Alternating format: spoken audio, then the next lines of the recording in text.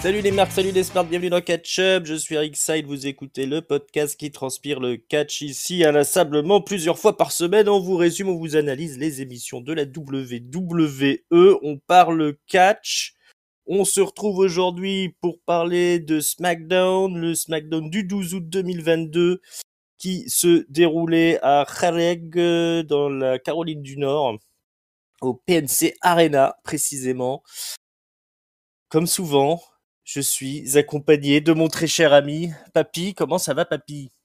Bonjour petits enfants, bonjour Inxa, mais ça va et toi? Oh bah ça va, toujours, la pêche. Toujours quand on vient parler du show bleu sous l'ère de Triple H, le deuxième épisode sous l'ère de Triple H. Je crois bien, si je ne dis pas de bêtises. Au programme ce soir, on a le début du tournoi pour les ceintures par équipe féminine et en main event, le championnat intercontinental est en jeu. Gunther défend face à Shinsuke Nakamura. Voilà, entre autres, les festivités prévues ce soir. Youhou! Youhou, belle affiche hein, pour cette semaine. On a mis les petits plats dans les grands et on démarre avec ce qu'on préfère, le tournoi pour le championnat tag team des filles. Le détail de tout ça dans notre analyse d'Euro qui est déjà en ligne hein, pour savoir qui participe, qui sont nos favorites, qui a les faveurs de papy. Tout ça c'est en ligne. Écoutez bien. Écoutez bien, voilà. Et faites vos jeux, comme on dit. Pour ce soir, c'est la team Raquel Rodriguez Alia, donc les gentils, hein, qui affrontent les méchantes, Shotzi et Xayali. 9 minutes 34 de match, dis donc, qui se termine par la victoire de Raquel Rodriguez et Alia, puisque à un moment donné, vers la fin, Shotzi et Xayali tentent de placer un double Russian leg sweep à Raquel Rodriguez, mais Alia va spirer Shotzi, et donc Rodriguez va en profiter pour placer une powerbomb pour la victoire. Sachant que pendant le match, il y a Sonia Deville et Natalia qui sont venues au bord du ring. Enfin, elles sont pas venues, elles ont apparu comme ça, comme par magie, pour regarder le match. Et même qu'à un moment donné, elles vont se foutre sur la gueule juste avant la pub. Avec les filles, hein, il y aura une espèce d'alliance contre nature entre Raquel Rodriguez et Shotzi qui vont attaquer Natalia et Sonia Deville qui tentaient un petit peu d'attaquer les autres filles qui étaient au tapis. Donc voilà, alliance de circonstances avant qu'elles se remettent sur la gueule Rodriguez et Shotzi. C'était le moment fun de ce match. Donc voilà, les filles pour ouvrir le show, ce fameux tournoi pour les ceintures par équipe qu'on pensait oublier. Est-ce que ça t'a mis dans le bain tout de suite, mon bon papy? Dans un drôle de bain, Est-ce que c'est ce Un qu'on bain à attend remous. ce qu'on attend de l'ère Triple H là, démarré par les filles comme ça, par des tag Mais teams? je pense qu'en fait, c'est dans une grande opération de tenter de ressusciter la division féminine de SmackDown qui est cliniquement morte depuis quand même un paquet de semaines. On verra qu'on aura d'autres segments un peu plus tard dans le show. Celui-là, malheureusement, il nous a permis de confirmer ce qu'on pense de la division féminine de SmackDown, c'est-à-dire qu'il n'y a aucune des filles qui a le niveau.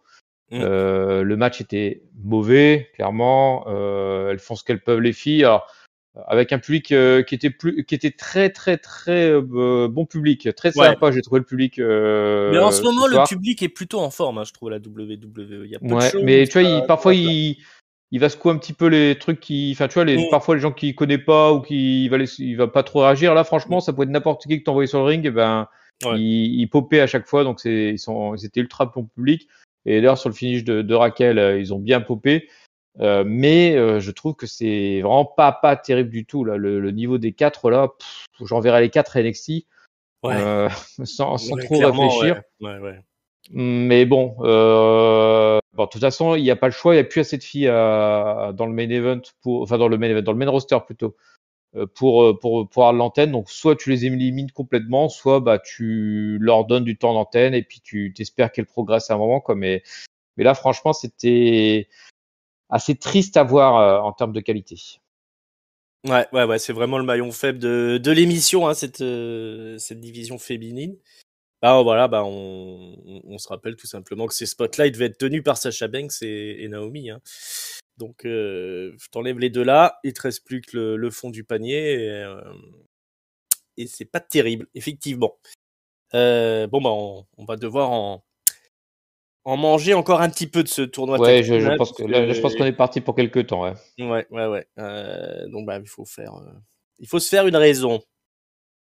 Donc, c'est bien Raquel Rodriguez et Alia hein, qui continuent dans le tournoi, hein, pour le coup. Tout à fait. On est content pour elle.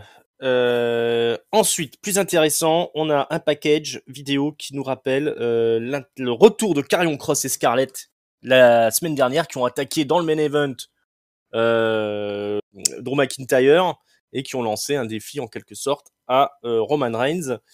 Donc on est dans les vestiaires, il y a Karrion Kross et Scarlett qui nous parlent un peu de leur retour en nous expliquant que voilà, Roman Reigns, McIntyre, c'était les Chosen One, l'un comme l'autre, hein, les préférés, les choisis de Vince McMahon à l'époque.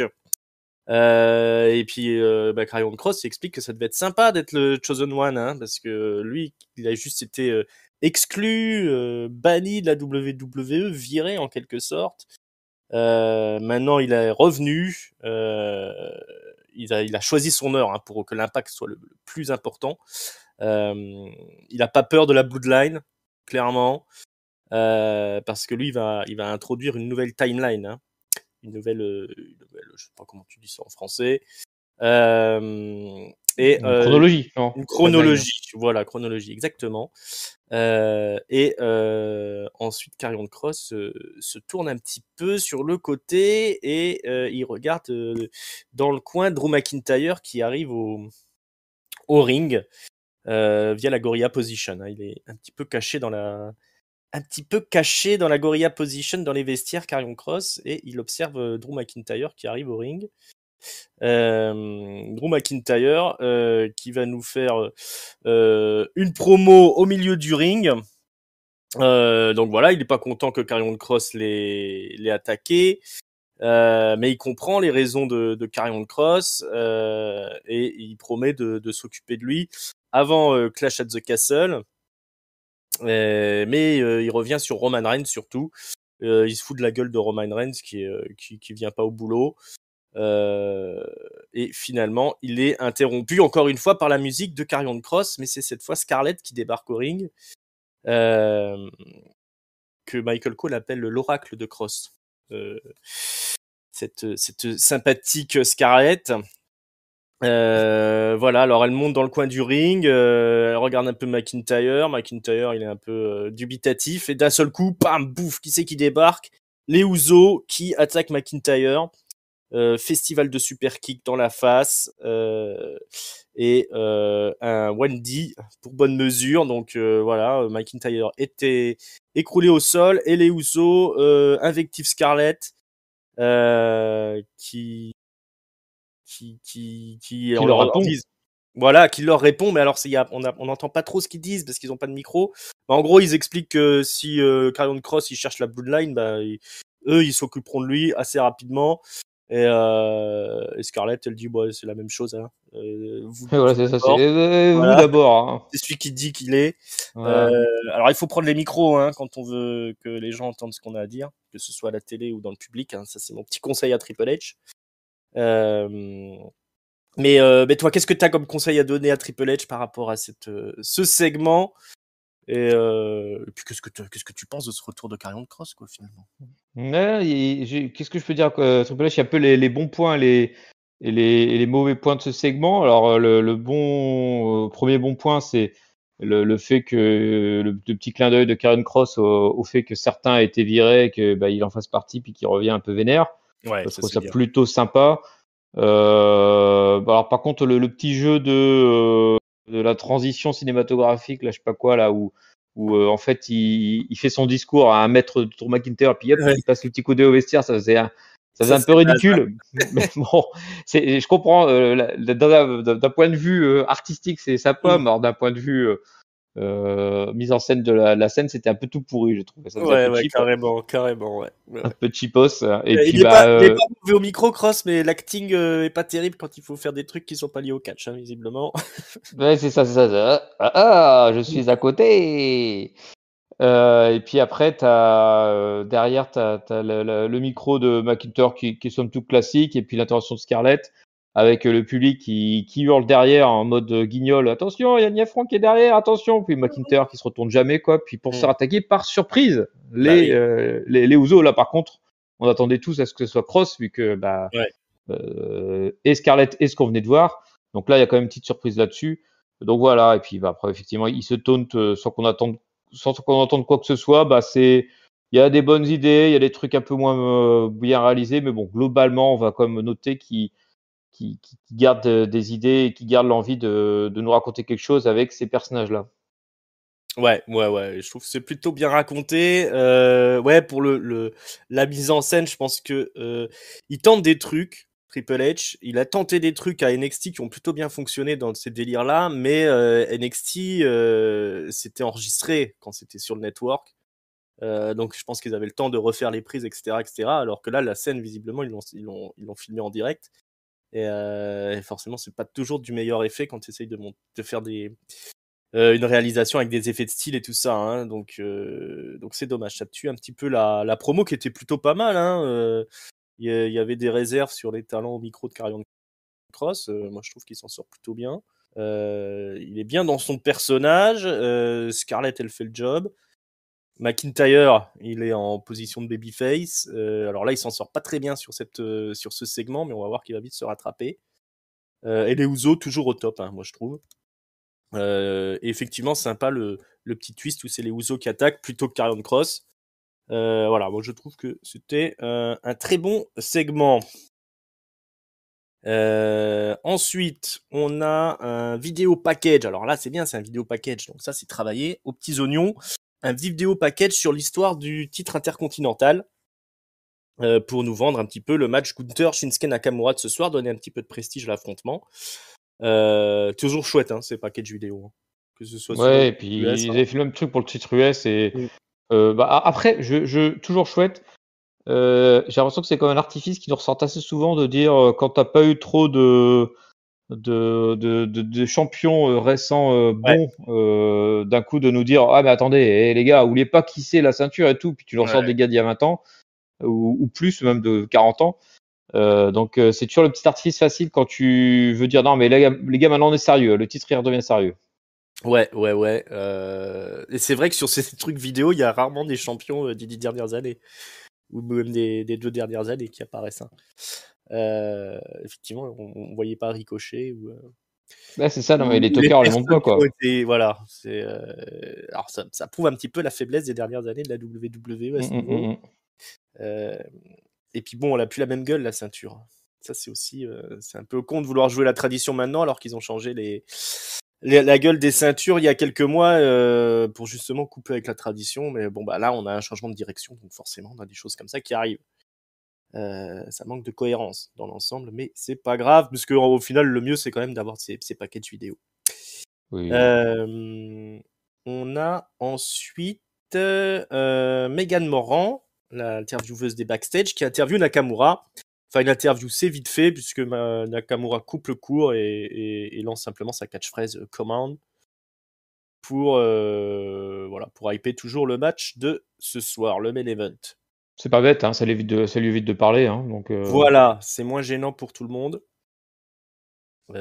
Efficace. Voilà. Non mais ça mine de rien c'est des trucs, c'est important quand même d'éviter d'avoir une promo de 5 minutes de Nakamura qui raconte n'importe quoi et qu'on comprend rien ce Et qu'il puis dit. ça fait un petit effet fil rouge en nous rappelant le main event. Là pour le coup, c'est les Ouais, petits trucs là, je trouve que c'est des petites touches qui font vraiment pas de mal pour donner un peu de corps à l'émission, quoi. ouais, un peu de rythme, un peu de corps et voilà, et sans dévoiler les faiblesses de certains catcheurs. Donc ça c'est bien. Ensuite, on a un match tag team qui oppose les Viking Raiders à euh, Pas du tout. Qu'est-ce que tu non. racontes? Ah non, mais je confonds. Non, il y a les Viking Raiders qui débarquent et qui sont attaqués par Kofi Kingston. Pardon. C'est ça. Avec un kendo stick. Je croyais qu'ils affrontaient encore des jobbers, mais c'est pas eux, c'est plus tard ça. Donc, ils se font taper à coups de kendo stick, les Viking Raiders, par Kofi Kingston, qui à un moment fait un saut, mais se mange un des boucliers des Viking Raiders, et du coup, les Viking Raiders, ils commencent à le défoncer. Et puis finalement, Kingston, il s'est bien fait exploser, donc ça n'a pas marché comme il l'espérait. Et les officiels viennent voir s'il n'est pas carrément blessé, quoi, le pauvre Kofi. C'est la déroute complète pour le New Day. D'ailleurs, on nous annonce que la semaine prochaine, il y aura l'enterrement du New Day, l'enterrement viking du New Day. Oui. Ça va. Ça s'annonce. Alors moi, je suis toujours pas intéressé par cette histoire pour la raison que j'ai déjà évoquée du fait qu'en fait, le New Day en infériorité numérique, on l'a déjà quand même vécu trop souvent cette année. Et donc du coup, j'attends que ça décolle. Est-ce que l'enterrement des Vikings va faire décoller le truc? Je ne sais pas trop. Après, pour le coup, je veux dire, comme ils ont le mérite d'aller au bout de leur idée, c'est une rivalité qui est là toutes les semaines. Donc, on sent qu'ils veulent faire quelque chose. Je ne sais pas quoi. Moi, j'arrive toujours pas à être hypé là-dessus. Mais néanmoins, je reconnais qu'ils gardent leur logique. Ouais. Et en tout cas, un beau sacrifice du New Day face aux Viking Raiders pour les mettre over un peu. C'est tout à leur honneur. Maintenant, est-ce que ça va aboutir sur quelque chose? Ça reste c'est notre grande interrogation depuis plusieurs semaines. Où ça va tout ça? Et j'avoue qu'un enterrement viking la semaine prochaine, je suis perplexe. Ensuite, dans les backstage, c'est Sami Zayn qui vient voir les Usos et Roman Reigns au locker room comme la semaine dernière. Mais encore comme la semaine dernière, les Usos tiennent la porte. Ils expliquent. Alors Sami Zayn, il veut s'excuser. Il dit la semaine dernière j'étais un peu loin. Vous avez raison, je suis une merde. Mais bon, il a pas le temps de finir de parler puisque les Usos se font attaquer par Drew McIntyre qui les défonce bien comme il faut. Sami Zayn prend la fuite et McIntyre dit aux Usos si vous m'attaquez chaque semaine je vous défonce. C'est comme ça, c'est tout. Et après il part à la recherche de Sami Zayn. On entend gueuler Sami. J'ai trouvé ce petit segment super efficace pour replacer McIntyre. Je sais pas ce que t'en penses. C'est c'est à la fois efficace pour McIntyre qui se refait un peu la cerise, parce que là, il s'est un peu fait marcher dessus là, depuis 2 semaines. Et puis ça continue la petite histoire de Sami qui vient toquer aux portes là. Donc, et voilà. Donc, chaque segment est un peu plus, comment dire, intense avec Sami quoi. Au début, c'est juste va jouer, et petit à petit, il se passe des trucs. Ouais. Non, ça, je trouve que c'est très très bien fait. C'est ce qu'on aime voir quand même à la WWE, ce genre de truc qui mélange un peu toutes les intrigues. Ça fait bosser un peu tout le monde. Et là, pour le coup, en plus, tout était très bien réalisé. Bon, comme c'est Triple H aux commandes, c'est l'heure des grands retours. Ah, Qu'est-ce qu'on a comme musique qui débarque pour le match? Donc, c'est eux qui vont affronter des jobbers. C'est Hit Row. Hit Row. Ils affrontent Brandon Scott et Trevor Irving de Jobber. Donc Hitro, peut-être vous les avez oubliés.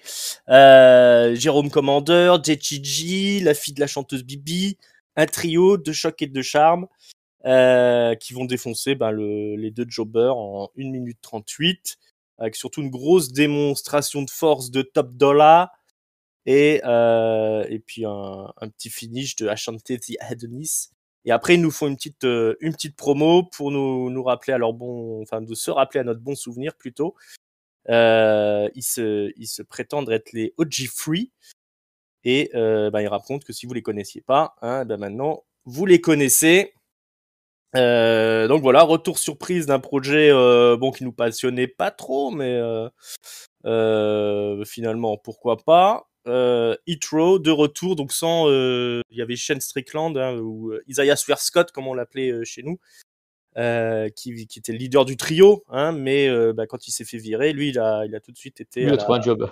Voilà, il a trouvé du boulot, il est à la All Elite Wrestling, il est champion tag avec Keith Lee d'ailleurs en ce moment. Donc on se retrouve avec les trois inconnus du groupe, même si Isaiah Scott n'était pas plus connu que ça, mais quand même, il avait une carrière déjà avant. Top Dollar, donc le gros Top Dollar, il vient de la NFL, si j'ai bien compris. Et Ashante Fiadonis, lui, je crois qu'il avait une petite carrière dans l'indie. Et puis l'autre demoiselle, je sais pas, ça devait être une pom-pom girl ou un truc comme ça. En tout cas, elle faisait pas quelque chose, ça c'est sûr. C'était sûr qu'elle faisait pas quelque chose, ça, on en est à peu près sûr. Bon bah voilà, qu'est-ce qu'on en pense? On est content de les revoir, Osef, quel est ton avis? Bah, j'hésite entre pas content et Osef. Ah Je carrément. réfléchis encore un peu là. Non, moi les Hitros, franchement, ils étaient déjà sans intérêt à NXT, donc au niveau en dessous. Là, ils montent dans le main roster, enfin, ils se plantent, ils se font virer, mais de mémoire, ils se sont virés parce qu'en fait, on trouvait qu'ils savaient pas catcher, quoi. Donc, et, et là, bah, De hop, mémoire, hein. de mémoire, c'était Ouais, ça, je hein, crois que c'était la mais conclusion, ouais. Moi, je crois qu'ils les ont virés parce qu'il fallait qu'ils virent des gens. bah, Euh, ouais, enfin, il me semble que c'était la période où Vince, en fait, il laissait la chance un peu à tout le monde, puis il disait non, mais les gars, ils savent pas catcher, en fait, les gars, c'est quoi ce bordel? C'est quoi ce bordel, tonton Triple H, qui c'est que tu nous envoies là? ouais, bah oui, lui, je Et pense qu'il alors, devait tomber des nues en voyant des choses comme ça. Mais ouais, moi je me souviens très bien d'un match de Bifa qui était ah ouais, apocalyptique. bah elle, c'est une catastrophe. Ouais. Donc elle, heureusement, elle a pas l'air d'être revenue pour catcher. Je l'espère qu'elle reste bien dans ce rôle-là à ne pas catcher. Et les autres, bah, ouais, je sais pas quoi dire. Moi, ça m'emballe pas des masses. Après, si ça reste de la low card et qu'on les voit pas toutes les semaines, pourquoi pas? C'est bien de donner un job à des gens qui sont dans la difficulté. Mais à part ça, ouais, je m'emballe pas des masses et je trouve ta comparaison avec GTG très à propos, puisque moi, c'est vraiment ça que ça me rappelle. Ça me rappelle les Crime Time là, Hum. avec deux jobbers qui ont l'air un peu hip-hop, un peu sympa, tout ça là, et donc du coup, ils vont avoir les faveurs un peu du public, mais bon, faut pas que ça aille plus haut que la low card, quoi. Ouais, bah on joue la carte Street Cred là. On a déjà vu ça. Bon, moi je pense que voilà, vu que la WWE elle a investi sur eux quand même un moment pour les former et tout ça, c'est quand même bien qu'ils aient un petit peu leur chance dans le main roster. Ne serait-ce que pour le thème musical quand même, qui fonctionne plutôt bien. Après le reste que ça donnera, ça dépend d'eux, hein, de toute façon. Voilà, pour l'instant ils ont leur petit tour de piste qui est plutôt bien géré. Hein, ils font leur petit numéro. Euh, Moi j'ai entendu, alors c'est Brian Alvarez, je crois, du Wrestling Observer Radio, qui expliquait que Top Dollar, il s'était attiré beaucoup de hits dans les vestiaires, mais Ah par bah en contre, plus. qui s'entend bien avec Triple H. Donc voilà ce qu'il en est. Bon, ça c'est les rumeurs de couloir. Pour le reste, voilà, moi, ne serait-ce que pour le thème musical, je suis curieux de voir jusqu'où ils vont aller. Ce sera pas la première fois qu'on a des mecs qui démarrent un peu laborieusement pour arriver à quelque chose de correct. Voilà, à chanter Adonis, bon, il ressemble un peu à tous les catcheurs dans son style, donc il est bien en tag team, quoi. Voilà, bah voilà, ça s'imposait pas le retour de Hitro, honnêtement, mais bon, bah, c'est là, donc on verra bien, hein. On verra bien ce que ça donne à SmackDown. En tout cas, on voit que Triple H, ben, il a les faveurs de la compta, hein, puisqu'il arrive à réembaucher des gens. Après, comme on l'avait déjà dit, ça c'est des gens qui coûtent pas cher, hein, je pense. Bah c'est ça. Et puis c'est ceux Mm. qui sont pas de boulot, hein. Voilà, donc c'est assez simple. C'est comme tu Voilà. l'as dit, hein, Sar Scott qui était pas forcément plus intéressant. Lui, il a trouvé un boulot, donc du coup, il est parvenu. Mais Ouais. et c'est un peu tous les cas. Enfin, en fait, c'est des gars. Alors peut-être pas tous quand même, parce que Cross, tu disais, ou Kai, tu disais comme qu'elle pourrait faire Ouais. quelque chose. Mais alors, les Hitros, c'est des gars, tu te disais, bon, bah, de toute façon, leur carrière, elle est terminée maintenant, quoi, parce On te ils rend savent pas. tellement rien faire que, bah, à part la WWE qui aime bien un peu qui va pas avoir que des profils catcheurs dans ce Mm. qu'elle présente. Ailleurs, c'est compliqué, quoi. Bon, Mm. bah, du coup, ils reviennent à WWE. Voilà, ouais. C'est clair qu'ils avaient peu de chances de briller dans d'autres fédérations, alors peut-être sur le circuit indie quelque temps, mais pas pour des gros salaires, quoi. Ouais, moi le seul que voilà, effectivement, Swerve Scott, moi je l'avais dans le viseur depuis un moment, mais ça matchait pas trop à la WWE. Je trouve qu'il est bien mieux à la All Elite Wrestling là, donc tant mieux pour lui. Bref, pour le reste, on verra bien ce que l'avenir nous dira. Michael Cole et Pat McAfee nous parlent de Gene LeBell qui est décédé. L'aventure du Lebel Lock, je crois, si je dis pas de bêtises, Je crois que c'est ça, ouais. qui a entraîné les plus grandes stars, Chuck Norris, Roddy Piper, Ronda Rousey. Voilà, une légende du monde du catch. Alors, je pensais qu'ils allaient lancer un package vidéo, mais rien du tout, hein. On a eu plutôt un résumé de la victoire de Shayna Baszler la semaine dernière dans le Gauntlet match, qui lui permet d'avoir un title shot à Clash at the Castle contre la championne, Liv Morgan. Wouhou. Interview de Gunther et de Ludwig Kaiser qui promettent de défaire Nakamura ce soir, de conserver le titre, mais rien que de très normal. Et ensuite, on va avoir la signature de contrat. Ça, je ne voulais pas annoncer dans le début, mais effectivement, on aura une signature de contrat pour le match Liv Morgan, Shayna Baszler, parce qu'on adore ça, puis qu'on n'en a pas souvent des signatures de contrat. Donc la table est mise, on attend les invités, mais qu'est-ce qui se passe? Il y a du brouhaha dans la foule, il y a une personne qui débarque, c'est Ronda Rousey. Ronda Rousey suspendue, souvenez-vous, parce qu'elle a tapé un arbitre, et elle a aussi eu une amende. Elle vient avec un sac de sport, on demande ce qui se passe. Elle prend le micro et elle explique que voilà, on lui a mis une amende, je paye l'amende. Elle ouvre le sac, il y a plein de billets qui tombent.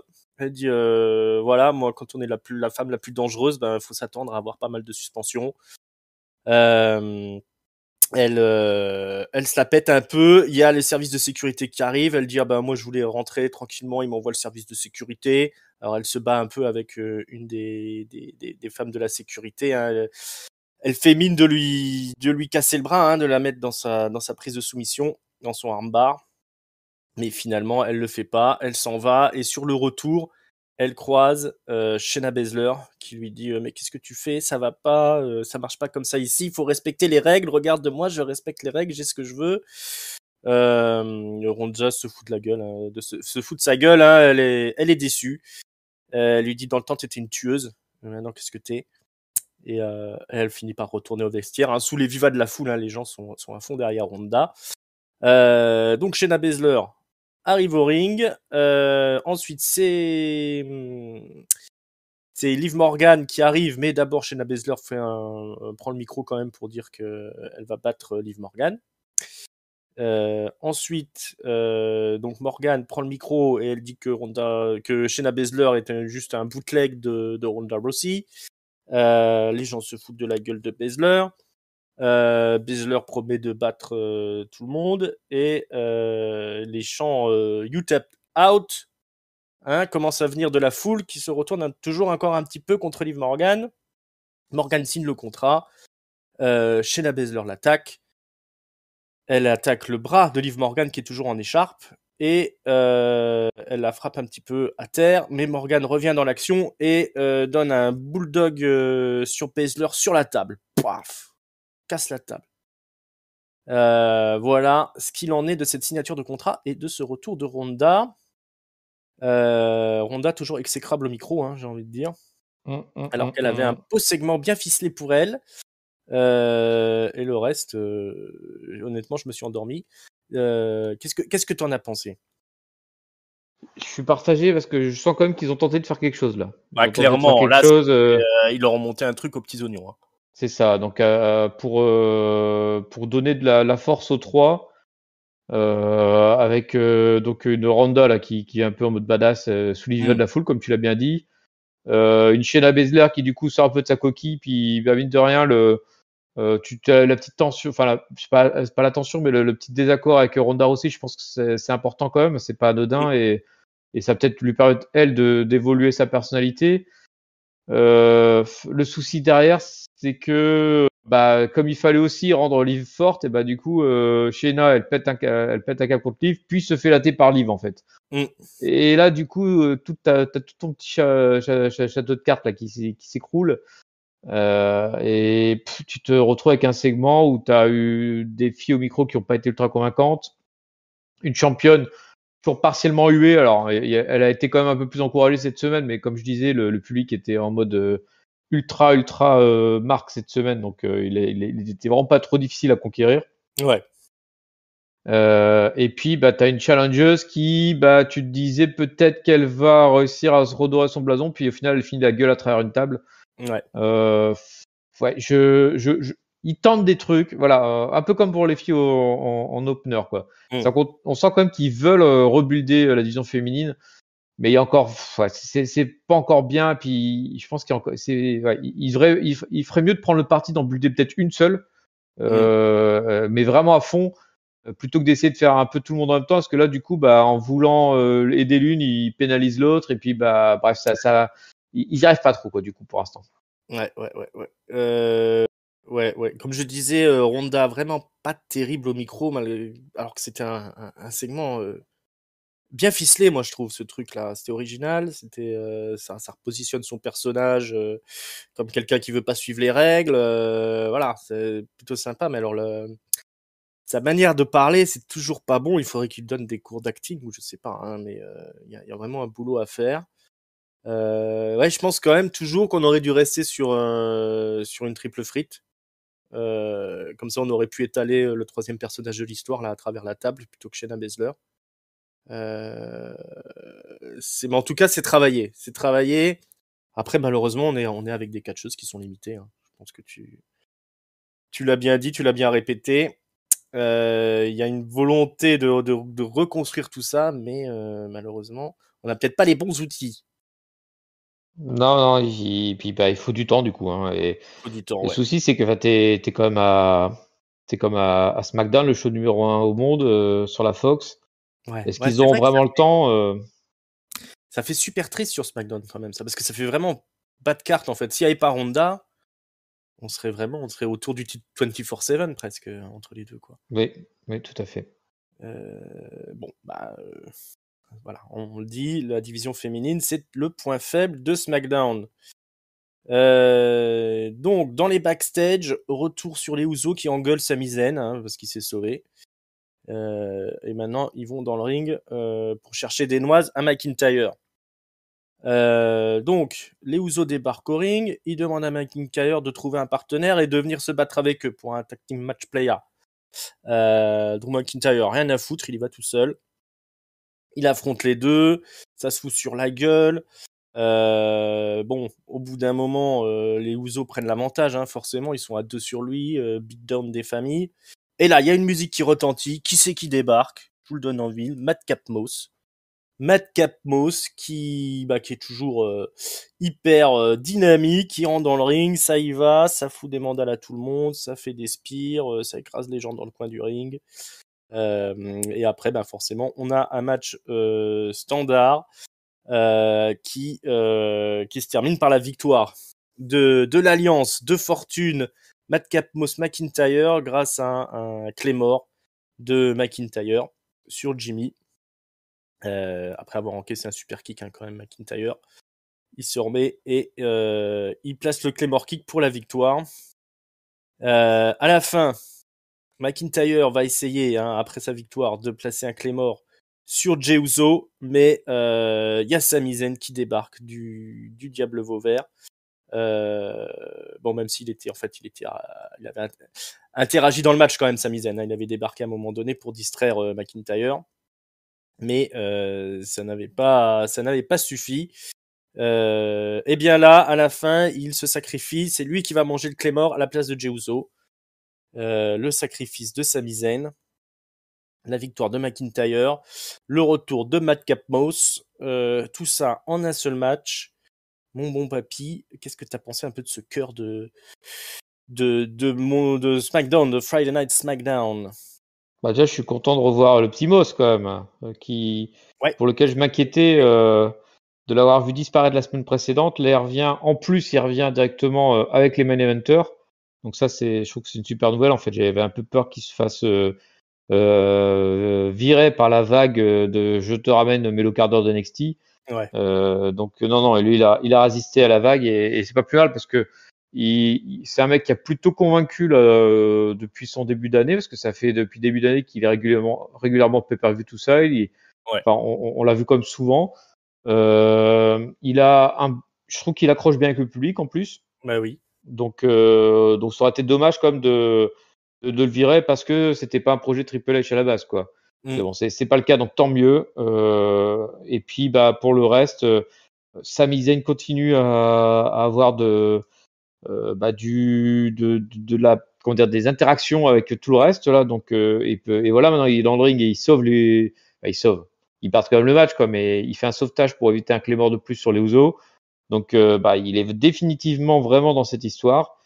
Je suis plutôt intéressé pour lui, et puis pour le reste, c'est bien, quoi. Ça, on l'a dit tout à l'heure, McIntyre, ça permet de le remettre un peu plus fort. Les Usos, notamment Jay, c'est toujours la grosse qualité. Et puis on a eu un segment de main eventer dans de SmackDown, ce qui nous manque un peu parfois. Ouais, clairement. Ils tiennent la baraque en l'absence de Roman Reigns, hein, toute cette petite bande là, avec l'introduction de Madcap Moss dans l'histoire. Je serais pas contre un Madcap Moss, Sami Zayn, à Clash at the Castle par exemple. Oui, pourquoi pas. Si on raison de dire. Après, il faut faire gaffe de pas trop mettre Madcap Moss à côté de Drew McIntyre parce qu'il faisait un peu petit, hein, quand même. C'est Mini Drew. Mini Drew, hein, malgré son physique super impressionnant à Madcap Moss. C'est face à côté de McIntyre, qui est quand même. McIntyre, c'est quand même censé être le top guy, hein, de la compagnie, juste derrière Roman Reigns. Donc, attention, si vous voulez faire monter Madcap Moss. Moi, je suis à fond derrière Madcap Moss, hein, quand même. Hein. Je trouve qu'il a vraiment fait le taf, lui, sur ces derniers mois. Il a le physique, il a la touche auprès du public. Donc, je pense qu'il faut continuer vraiment avec ce gars-là. Et puis Sami Zayn, toujours en bonne place au milieu de tous ces gars-là. Alors du coup, on voit pas trop catcher Sami Zayn, mais il catcherait peu, hein, comme. Ouais. Est-ce qu'il est blessé? Est-ce qu'il est. Et puis en plus, il est toujours. Il est de moins en moins en tenue catcheur. Hein. Il est totalement habillé, donc est-ce qu'il a des pépins physiques? Il a toujours été fragile quand même. Sami Zayn, il s'est vraiment beaucoup donné avant d'arriver à NXT et tout ça, donc je crois qu'il était déjà un peu pété de partout. On se souvient qu'il s'est quand même démis l'épaule juste en faisant coucou au public la première fois qu'il est venu dans le main roster. Quand il son hélicoptère avec ses bras là. Ouais, voilà. Je pense qu'il faut le métager, et puis de toute façon, il a un catch qui est plutôt bien pour les pay-per-view, Sami Zayn. Hein, mais voilà. En tout cas, j'espère quand même qu'on aura une petite affiche, pourquoi pas, Madcap Moss, Sami Zayn à Clash at the Castle. Faire un bon match au milieu de la carte. Voilà, allez, vendu. Allez, on part là-dessus. Puis pour le reste, franchement, le match était super. Le déroulé des événements est sympathique. Et puis Sami Zayn qui se sacrifie encore une fois pour la Bloodline. Donc l'histoire continue.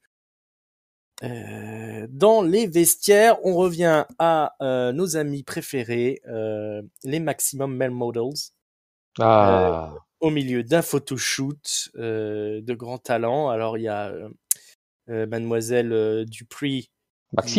Maxine Dupree, bah oui, tout simplement, qui encourage, hein, ces deux poulains là. Elle a l'air très contente de les voir s'exposer comme ça devant les photographes. Max Dupree, lui, il est pas trop Max Dupree, pardon. Il est pas trop content. Il dit c'est pas possible, là on perd notre argent, vous êtes tous nuls. Et d'un seul coup, qui c'est qui débarque? Je vous le donne en mille. Los Lotarios, les Mexicains, Angel et Angelo, non, Humberto, qui viennent se proposer pour être des maximum male models. Ils disent regardez, on n'est pas les plus beaux de la WWE. Alors, Max Dupree, il vient à leur oreille là, comme d'habitude, tout coller le visage au visage pour leur dire non les gars, vous êtes pas assez bons, voyons, faut revenir sur terre. Mais les Lotarios, ils se laissent pas démonter, ils disent non mais on vient pas parler avec toi. Nous, on vient parler avec Maxine, et puis ils viennent lui faire un petit peu du charme. Et puis ils lui disent de leur passer un petit coup de fil. Alors là, Max Dupree, il s'énerve et il les vire et il reprend le photoshoot. Hein. On a du boulot, c'est pas tout ça. Voilà, encore un grand moment de SmackDown avec encore un grand Mansoir. Ça t'a plu, toi, ce petit passage? Qui m'a plu, c'est de voir que Max Dupree n'est pas totalement tombé aux oubliettes. C'est comme je disais pour Moss, c'est un peu le même principe. C'est-à-dire c'est des gars où il y avait comme un truc qui marchait à peu près. Et ça aurait été dommage comme de s'en priver.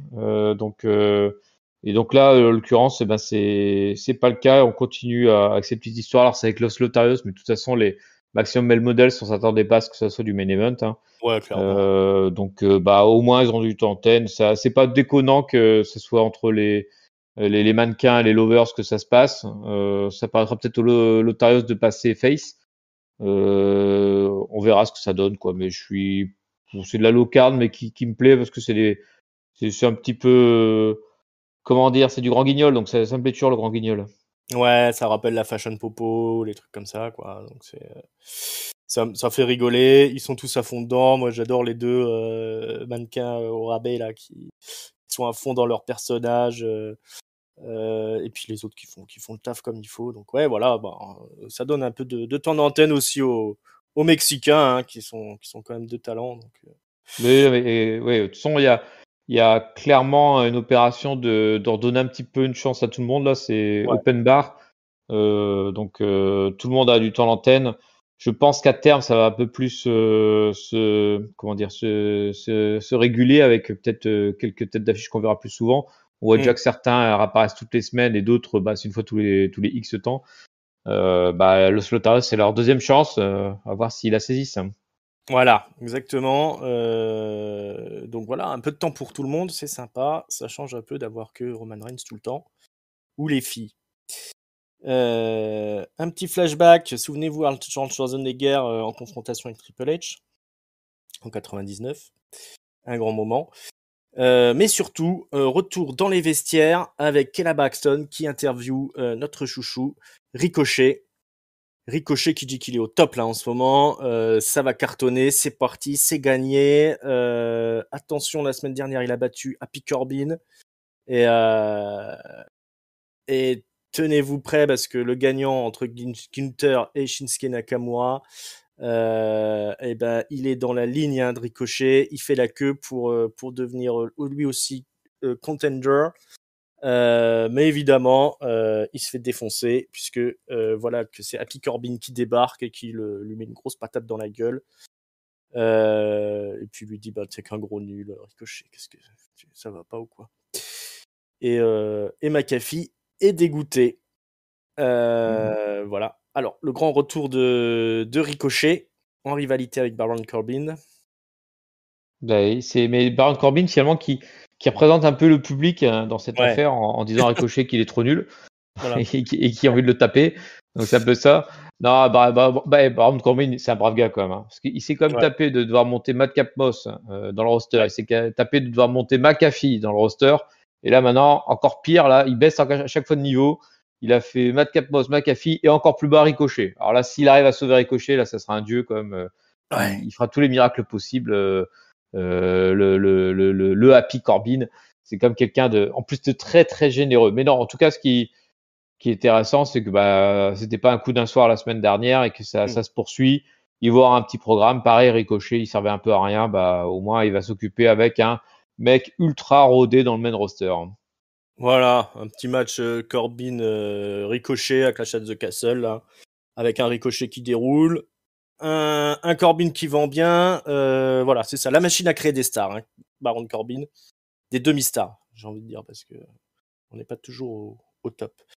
Mais voilà, il avait bien appris son texte Ricochet, c'était presque propre. Mais il a un déficit de charisme quand même, hein, c'est assez. Ah ça c'est l'aspirateur. Il fait partie de l'équipe d'aspirateurs Ouais, de charisme. de charisme, hein, Ricochet. Bon, c'est pas grave. Allez, on verra la suite la semaine prochaine.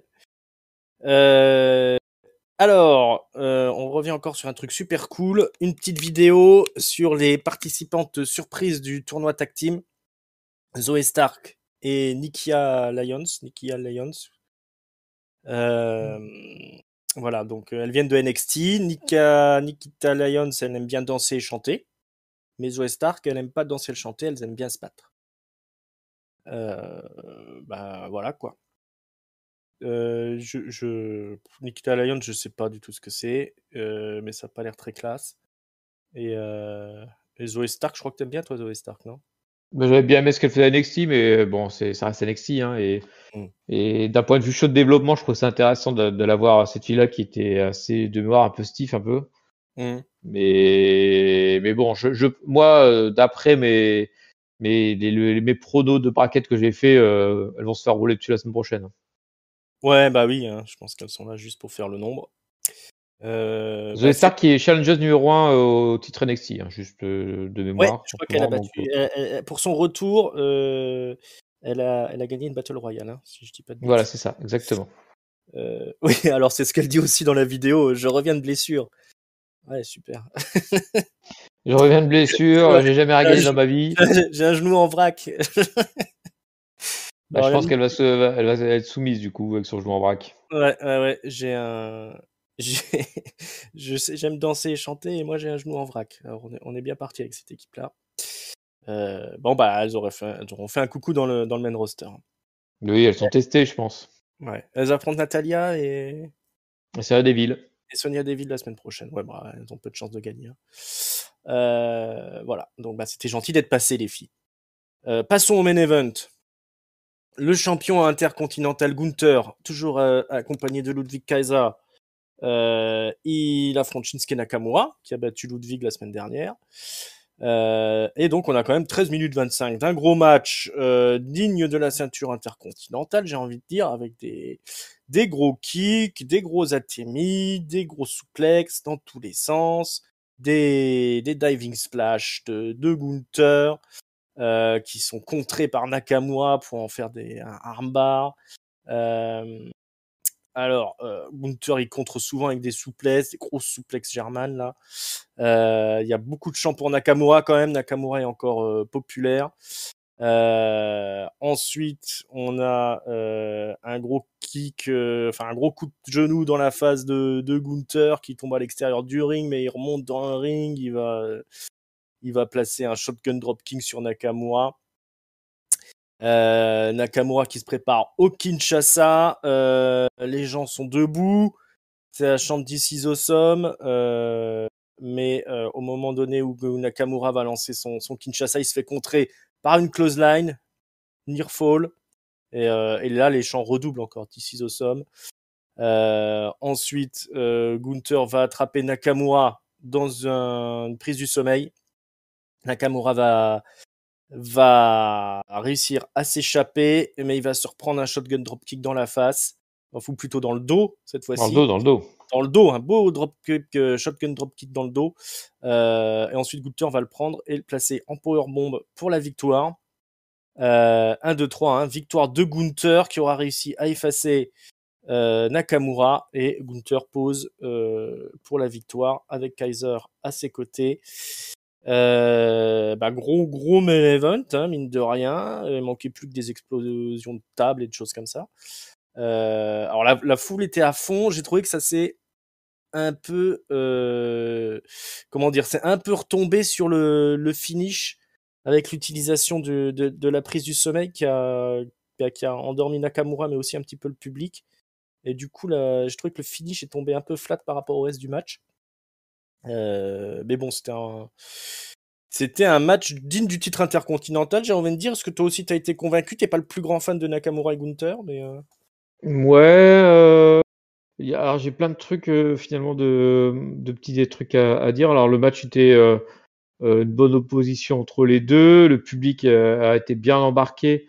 Mais encore une fois, hein, le public, il était fan de ouais. tout ce soir-là. Donc il a même cru que Nakamura c'était un bon catcheur. Donc là, à ce niveau-là, on est vraiment dans la science-fiction là quand même, monsieur. Mais non. Non, mais en tout cas, ça a bien marché. Il réagissait bien à tous les near fall et tout le bordel. Donc ça, c'est toujours plus sympa comme quand t'as un match pour une ceinture en plus, où t'as des near fall, le flic qui rebondit à chaque fois. Ça, à ce niveau-là, c'est très bien. Le finish, moi, je trouve qu'en fait, c'est au-delà de la soumission là, c'est la partie, c'est le finish en lui-même de Gunther qui je trouvais pas top, pas super impactant, la espèce de powerbomb. Il faudrait qu'il la retravaille en fait. Elle manque d'impact. Je suis d'accord. Moi, je trouve qu'il y a que Kevin Nash qui faisait des très belles powerbombs. Ça tombe toujours un petit peu plat, moi, je trouve, quand c'est d'autres. Je sais pas si elle est trop rapide.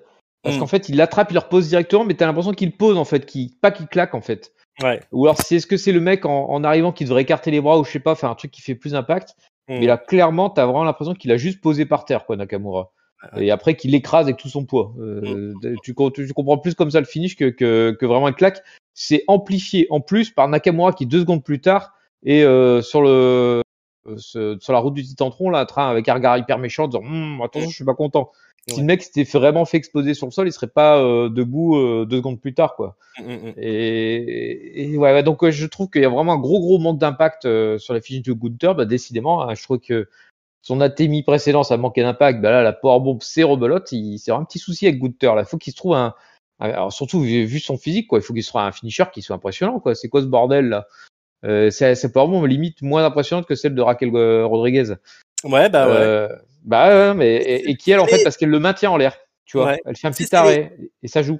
Ouais, c'est les limites du strong style en fait, parce que la plupart des matchs comme ça, strong style au Japon, pendant longtemps, ça se terminait sur une corde à linge ou un atemi comme il faisait dans le temps Gunther, parce que le but de l'histoire racontée, c'est que les mecs vont jusqu'au bout de leurs limites et c'est le premier qui s'effondre qui a perdu quoi. Et donc il n'y avait pas forcément et rarement de prise de finition comme on aime les faire à la WWE. Et donc, du coup, effectivement, tu te retrouves avec des finishes comme ça où ça tombe un peu à plat, effectivement. Donc, moi, je suis d'accord avec toi qu'il faudrait qu'il se trouve un vrai finish. Alors, pourquoi pas le Frog Splash, finalement, qui est quand même assez impressionnant quand il l'exécute, ou n'importe quelle autre prise. Là, pour le finish, j'aurais bien aimé, par exemple, qu'il mette des gros coups de pied un peu à la manière de Daniel Bryan sur Nakamura, tu vois, pour bien assommer jusqu'au bout, puis après placer la powerbomb. Ouais, c'est ça, mais c'est au-delà même du finish lui-même, c'est vraiment la manière de le monter en fait. Et Ouais. c'est vrai que t'as raison. C'est vraiment, c'est ce qui marquait avec Gunther, c'est que souvent en fait ces finishes ils tombent un peu comme un cheveu sur la soupe, c'est-à-dire que t'as plein de coups, puis d'un coup t'as un coup parmi d'autres qui fait qu'il y a le finish en fait. Ouais. Et t'as pas la montée de se dire attention il va placer son finish. Ouh là là, putain, il est plus impressionnant que le reste. Il sait pas le vendre en fait. Voilà, son finish pour lui c'est juste une prise normale. Et comme tu le dis, c'est l'accumulation qui fait que c'est pas trop comme ça qu'on voit le catch à WWE. On aime bien le finisher qui est un peu l'arme ultime, tu sais, la bombe atomique qui tu le places. Et d'ailleurs quand tu te relèves, là, généralement t'as tout le monde qui est sur le cul en fait. Et donc voilà, il faut qu'il apprenne un peu plus avant de ce genre de coup. Pour le reste, c'était quand même plaisant, hein. Faut pas, il y a quand tu vois le début le du reste show. du match, j'ai vraiment aimé. Hein, ouais, voilà. Et puis Nakamura, on voit comme quand il sort les doigts, il sait encore faire 2-3 trucs. Bon, je pense que ça serait intéressant que dans le futur, il y ait plus de psychologie et dans les storylines et dans les matchs avec Gunther, que là juste deux mecs qui se tapent sur la gueule et puis le plus fort a gagné quoi. Ouais, il a vendu le bras aussi, Gunther là. Il faisait semblant d'avoir le bras bien attaqué par les différents armbars de Nakamura, mais ça n'a pas vraiment joué dans le déroulé du match. Hormis une ou deux fois, il a essayé de faire des prises qu'il n'a pas pu réussir, mais ça n'a pas joué sur le finish, par exemple. Non, il a plus vendu post-match finalement que voilà. que dans le finish. Donc voilà, quelques réserves quand même sur ce match, mais mine de rien, une belle défense de titre du titre intercontinental en main event, dans les weekly. On râle suffisamment souvent que le titre intercontinental n'est pas défendu correctement, etc. Les titres intermédiaires qui sont un peu laissés aux oubliettes, voilà, là on a un gros match en main event, surtout que ça part de loin, hein, parce qu'ils étaient un petit peu en bas de carte, hein, quand même tout cela, malgré le fait qu'on ait un champion dans l'histoire. Il y a une vraie volonté là de redonner du brillant et du clinquant au titre intercontinental, donc ça dans l'absolu c'est une bonne nouvelle quand même. Maintenant faut passer le cap au-dessus c'est bien leur donner des antennes, c'est bien qu'ils déroulent leur catch, mais maintenant ils ont besoin de faire des trucs impressionnants, des trucs marquants. C'est ça, exactement. Comme je dis, il aurait peut-être fallu exploser une table ou un truc comme ça. Il faut un peu plus que juste des matchs et du beau catch. Alors la semaine dernière, j'ai dit qu'il fallait les laisser dérouler. Bon, là ils les ont laissés dérouler. On voit que ça fonctionne quand même, quoi. Ouais, et puis je pense sincèrement que c'est ça, c'est une première étape. Et puis Nakamura, c'était vraiment le gars pour moi le gars de transition, quoi. Alors c'est bien parce qu'en plus il le montre un peu fort, comme ça ils pourront peut-être le réutiliser pour autre chose. Mais clairement, c'était pas lui sur qui l'histoire avec Gunther allait se construire, quoi. Ouais. Exactement. Donc un peu de star power peut-être pour la suite. À voir. Peut-être. Un retour, pourquoi pas. Qui pour affronter Gunther? Comment il s'appelle là, Leon Ruff, non? Exactement. Leon Ruff de retour. Mais je crois qu'il a signé à la All Elite Wrestling. Il est bientôt. Ouf, merci, machin can là. Ouais, il s'appelle Léon Ruffin. d'ailleurs. Très bien. Et ben vas-y, reste-y. Voilà, reste-y. Non, bah Madcap Moss. Bon, c'est pas du Mais super star power, mais si, mais ça serait très bien. Par contre, c'est très bien. physiquement, comme Ouais. Il imposition. faudrait peut-être encore un gars, parce que Madcap Moss, c'est celui qui devrait faire tomber Gunther, je pense. Donc il faudrait encore une petite serpillière là C'est pour. qui pourrait une serpillière là, bah voilà, auditeur de catch-up, trouvez-vous Voilà, la serpillière pour Gunther pour les prochaines semaines. pour les prochaines semaines. Ouais, qui c'est qu'on a dans le roster qui est encore Babyface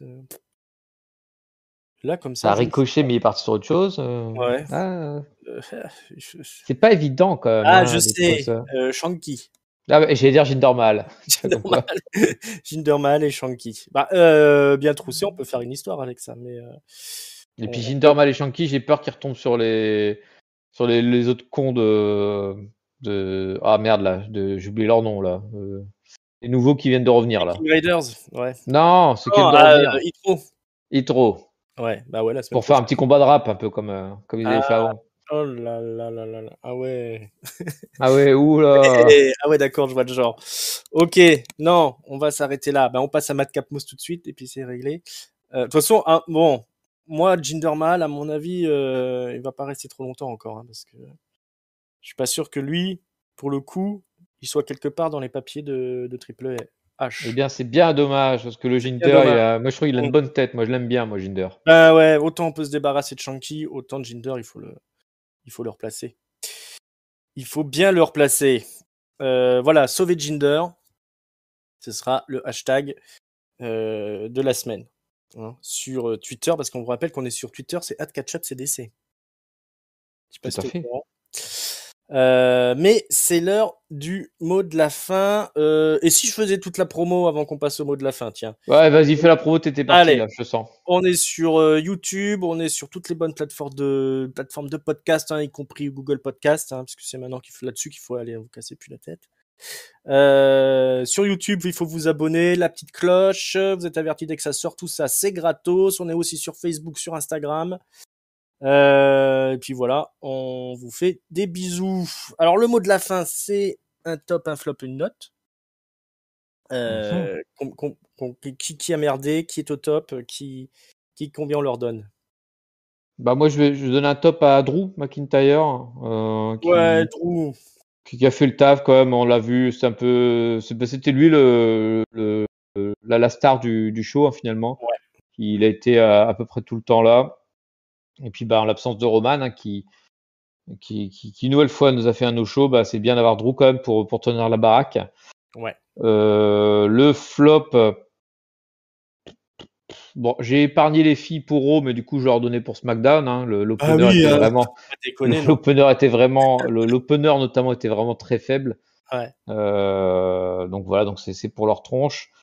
Et puis ma note,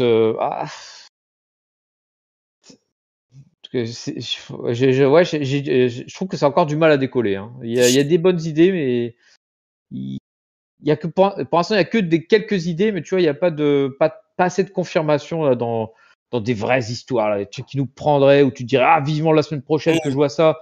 Là, la semaine prochaine, bah, ce qu'on nous a annoncé, ça, enfin, entre le tournoi féminin, l'enterrement des Viking Raiders et tout le bordel.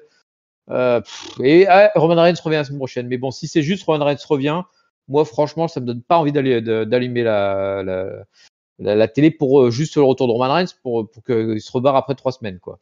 Donc, je donnais un simplement 3 pour ce show. Simplement 3. Je vais être un peu plus généreux. Je crois que je vais donner un 3,5. Je vais donner le top. On est dans la reconstruction qui fonctionne hein, quand même, donc je trouve que c'est plutôt sympa. Je vais donner le flop au fils. Je suis désolé, hein, je peux pas donner à quelqu'un d'autre. Alors toute la division féminine en général, parce qu'on leur donne quand même en plus pour Ronda et tout ça, on leur a donné des belles choses à faire et franchement c'était pas terrible. Les autres elles ont un tournoi. Elles font des matchs très moyens. Donc voilà, on va avoir beaucoup de temps d'antenne pour elles. Si c'est à chaque fois comme ça, c'est quand même, on va galérer et c'est un peu dommage. Tout quand tu démarres le show avec des choses comme ça.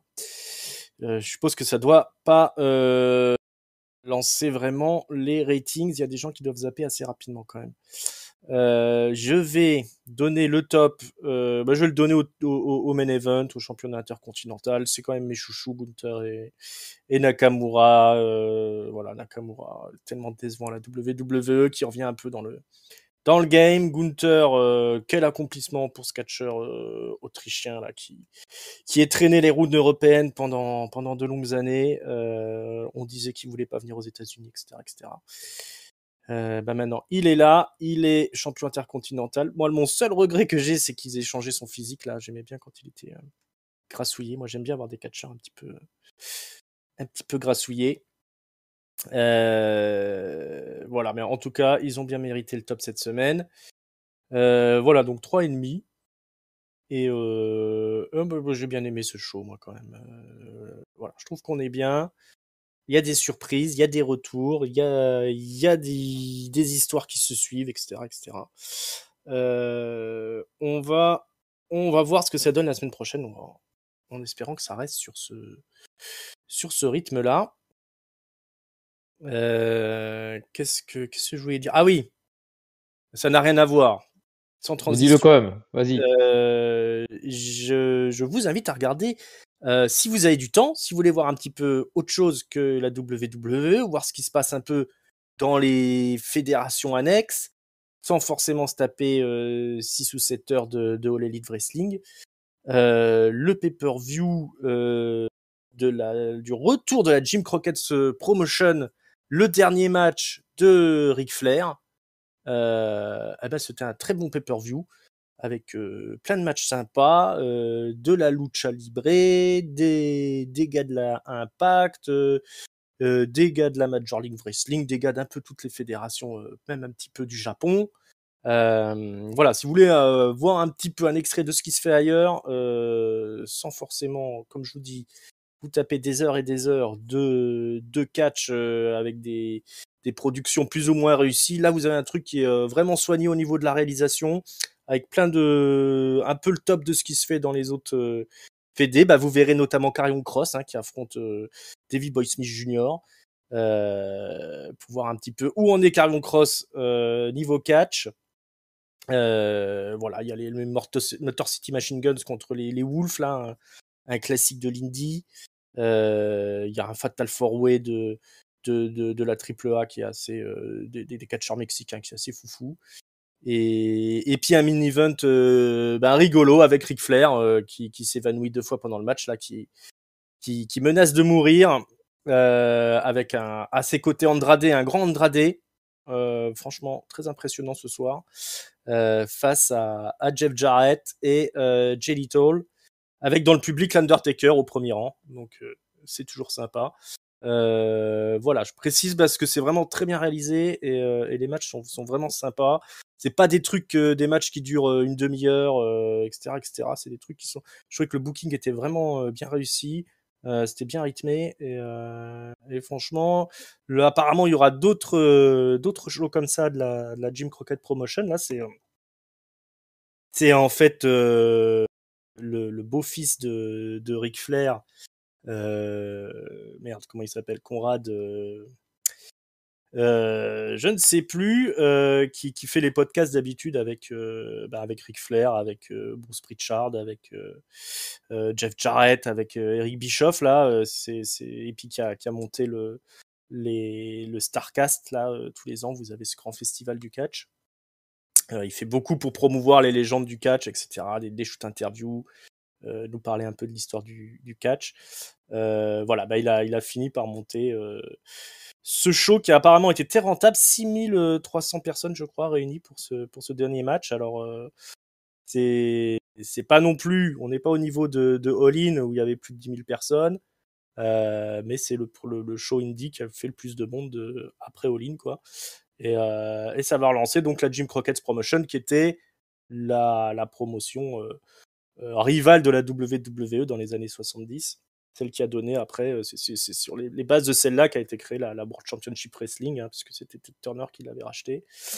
Voilà. Donc en tout cas, voilà, allez jeter un coup d'œil à ce pay-per-view si vous voulez découvrir des choses un petit peu différentes de la WWE. Très bien, bravo Voilà, Axel. j'étais un peu long, désolé, mais je voulais en parler. Ah non, mais t'as raison, hein, il faut parler de. Il n'y a pas que la WWE et l'AEW dans la vie. Voilà, exactement. Donc voilà, je dis, c'est un bon compressé de tout ce qui se fait de bien. Voilà, bah mon papy, merci de m'avoir supporté et merci d'être venu et merci pour ton analyse fort réussie. Mais merci à toi, Ringside, d'avoir apporté un peu de fraîcheur dans ces temps de canicule. C'est vrai, un peu de fraîcheur catchesque. Voilà, bah toujours un plaisir hein, de se retrouver pour parler catch avec toi et avec vous les auditeurs, en espérant que ça vous a plu autant à écouter que nous à enregistrer. Et on se retrouve très bientôt pour de nouvelles aventures. Ciao, bye bye les amis. Salut à tous!